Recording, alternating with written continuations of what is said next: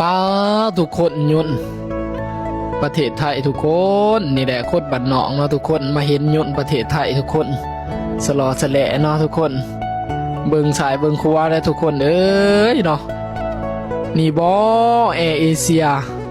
ป้าลำใหญ่คักกี่ดีทุกคนบุญนะสวนกันเนาะมีแต่ลำใหญ่ๆทุกคนเที่ยวละ300-400 คนพุ่นแหละเนาะ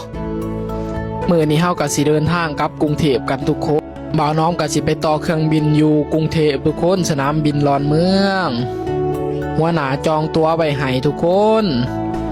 ลงจากภูเก็ตมาลอนเมืองต่อลอนเมืองไปอุบลต่อทุกคนเพื่อสิข้ามไปลาวเนาะ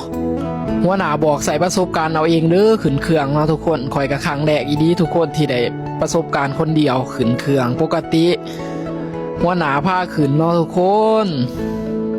ใจกับสั่นๆหยันๆแน่เนาะไปถูกไปผิดกับถามเอาเนาะทุกคนคนขึ้นหลายแห้งเนาะทุกคนประมาณ300-400พุ่นเนี่ยต่อคิวกันทั้งหลังผมป๊าดเนาะพี่น้องเอ้ยป๊าพี่ดอกสาวแอสมงามแท้เนาะคุณคนขึ้นเนาะรอเครื่องขึ้นเนาะทุกคนคอยกับเดียวสายเดียวขวาได้ทุกคนเอ้ยขังแดงเนาะที่ได้มาผู้เดียวเนาะทุกคนปกติหัวหน้าภาคคืนผลบรรยากาศภูเก็ตทุกคนเด้อบ๊ายบายเด้อภูเก็ตเจอกันกรุงเทพพุ่นแล้วทะเลบ้านเพิ่นจังแม่นสวยเนาะพี่น้องเอ้ยปอขอยก็เก็บภาพบรรยากาศให้ทุกคนเบิ่งเนาะครั้งแรกคือกันทุกคนที่ได้เห็นทะเลภูเก็ตใสคักใสแน่ทุกคนเอ้ยผุนธรรมศาสตร์ภูเขาเนาะฝากทุกคนติดตามบ่าวน้อมในเด้อเพื่ออัปเดตคลิปให้ทุกคนเบิ่งอยู่สปปลาวพุ่นน่ะเวียงจันทน์เจอกันเด้อสบายดี